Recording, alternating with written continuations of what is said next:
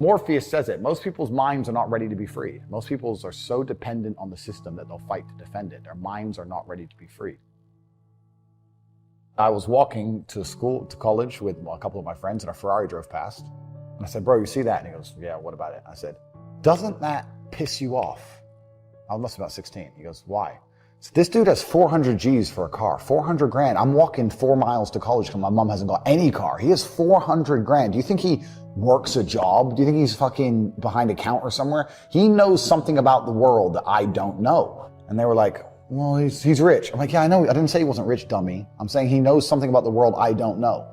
And I was intrigued, and it angered me. I couldn't sleep for weeks. I was pissed off. Every time I saw somebody with genuine money, I understood that everything I was being told and taught and they were trying to make me believe just simply wasn't true. I was like, this is bullshit. None of these people are getting these things by following the path that the system is trying to make me follow. The average people come to me and say, what do I do? I'm just the average guy. And my only answer is stop being the average guy. It's my only answer. You can't just be the average guy anymore. The idea from the 1950s that you can just be the normal, average, law-abiding, hard-working citizen and you'll have a good life is gone. Any man out here who goes, I'm just going to work hard, do my bit, and obey the laws, and I'll have a good life. No, you won't. No, you will not.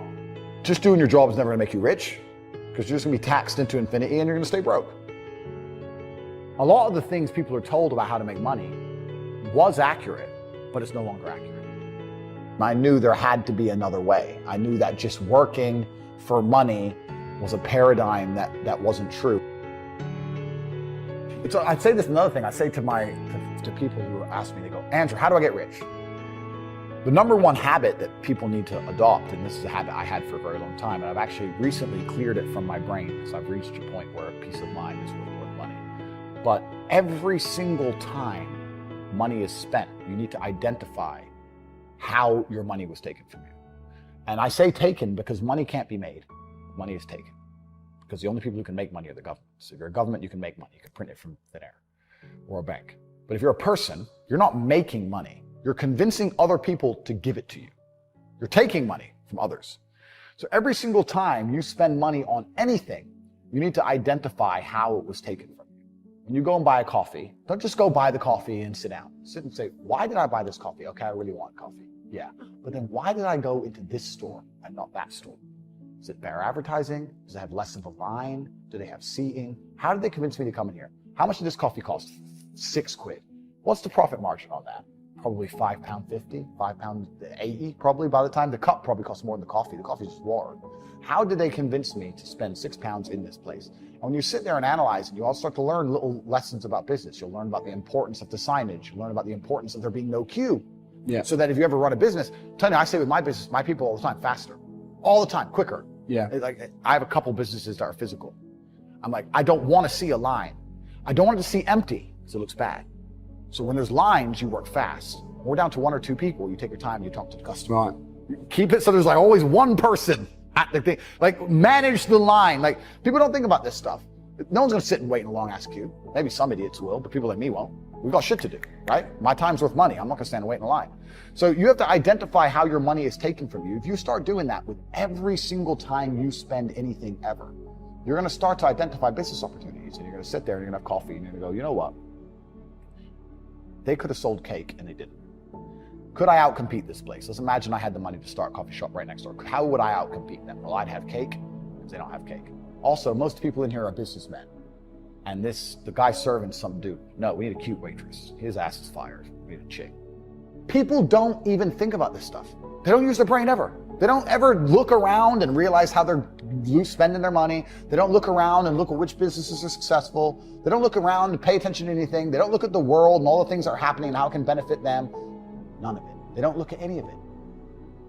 Identify the reason why you don't have as much money as you want so far, and there's one of 3 reasons. You are either lazy, stupid, or arrogant. Those are the only 3 reasons anyone's. Lazy is actually quite a small contingent, because I think a lot of people get out here and they work very hard to a degree. Like even if you're a trash man, that's still work. You're working hard, you're just not making any money. And also I think if you could show somebody how to make money, a lot of people would do it. I don't think they're that lazy. If you say, look, press this button for money, They're not gonna go, no, I can't be bothered. They're all right, okay. They're just lazy to find out how, perhaps. Yeah. But once they know how, they'll do it. Stupid, I think, is also a very small percentage. I think that stupid is a small percentage because I don't think that IQ, in fact, it's been proven, IQ has nothing to do with how successful you are. Very smart people are broke, very dumb people are rich. So I don't think that stupid is the reason people aren't rich. The reason 98% of people aren't rich is because they're arrogant. They're brutally arrogant. And I say that because you will stand up and say, I'm gonna do an event and I'm gonna teach you how to make money from real estate. And people will look at you with all your success and go, what does he know? Fuck him.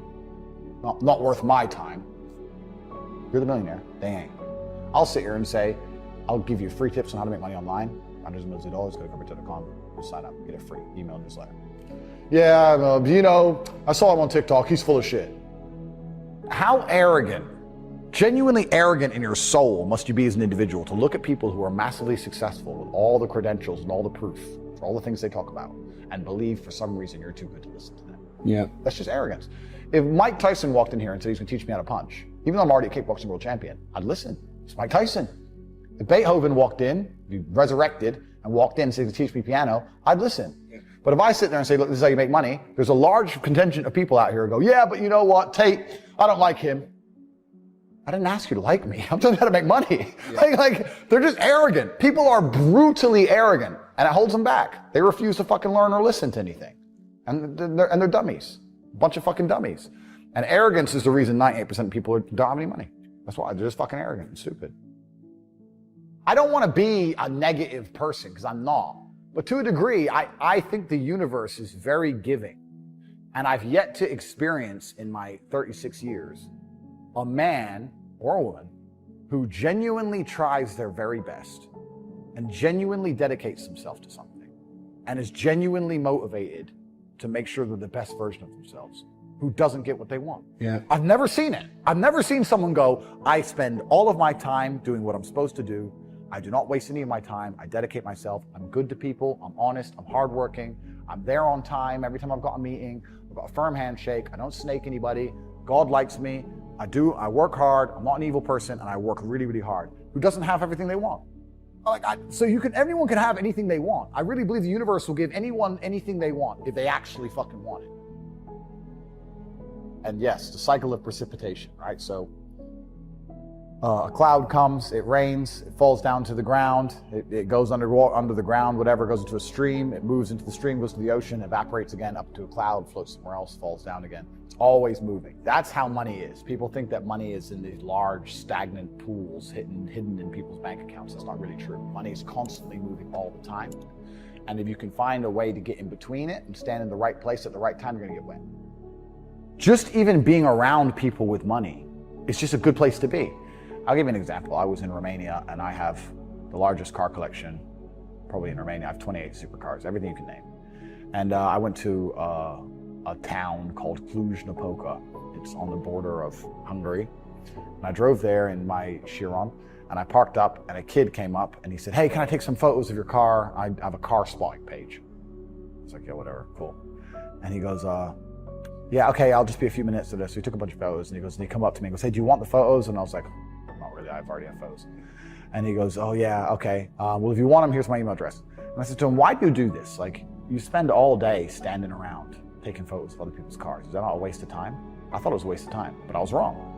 He goes, oh, well, I skipped school and I skipped college because I knew if I take pictures of expensive cars and email them to people, I'll have email addresses of the richest people in Romania. I was like, you're clever. I ended up hiring him. He works for me now. Yeah. I was like, I like you. He got himself a full-time job that day. So he understood, be near the money. I have no money.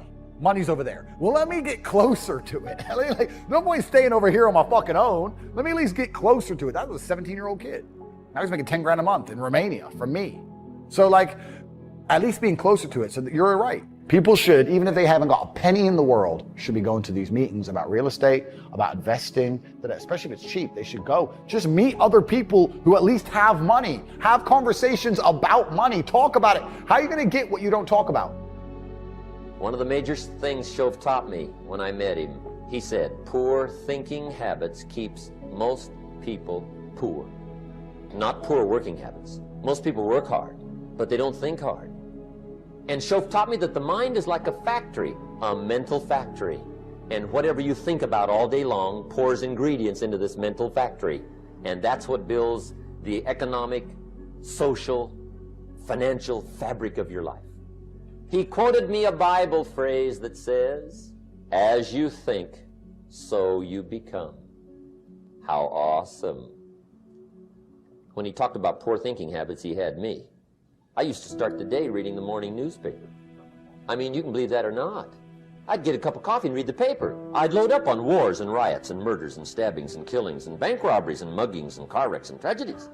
I'd even read the back pages. I seem to like that stuff for some weird reason. I'd load up on all that, and then I'd start the day. You can imagine the kind of days I used to have. You walk around on your financial knees. They call you economic peewee. The guy says, "I want to be a great leader." Wonderful. The first thing we do is follow him to his house. When we get there, we walk in and check his library, number one. Somebody says, "Well, why check his library?" The reason is because what a man reads pours massive ingredients into his mental factory, and the fabric of his life is built from those ingredients. You would not believe what some people have got in their house to read. You would not believe. One of the best dressed up words I know for a lot of it is trash. Can you imagine dumping a barrel of trash into this mental factory every day and coming out with a rich, dynamic, positive life? It can't be done. You might as well try making a cake with cement. The kids back in Danbury, Connecticut, they're asking me questions one day. I'm talking to the kids. Kids got good questions these days. One of them said to me, "Mr. Rohn, how do you build the good life?" I said, "It's simple. It's not easy, but it's simple. Here's how you build anything. Select the right ingredients, keep out the wrong ingredients, and it starts with thought. Everything starts with thought. So you must be wise and careful what you think about, because that starts everything. You got to be wise and careful." I asked the kids, what would happen if somebody dropped sugar in my coffee? They said, "Well, you'd be okay." I said, "What if somebody dropped strychnine in my coffee?" They said, "Well, you'd be dead." I said, "Correct. Lesson 1. Life is both sugar and strychnine. You gotta be careful." I said, "What if my worst enemy drops in the sugar?" They said, "Will you be okay?" I said, "What if my best friend, even by accident, drops in the strychnine?" They said, "Well, you'd be dead." I said, "Correct. Lesson 2, watch your coffee." You got to be careful. See, it doesn't matter who hands you the bad stuff. It doesn't matter where you get the bad stuff. It'll still do its damage on your bank account, wherever you get it. Mr. Shoaff gave me one of the greatest phrases when I first met him, when he said, "Jim, every day stand guard at the door of your mind." How important. Stand guard at the door of your mind. And you decide what goes into your mental factory. Don't let anybody just dump anything they want to in your mental factory, because you've got to live with the result.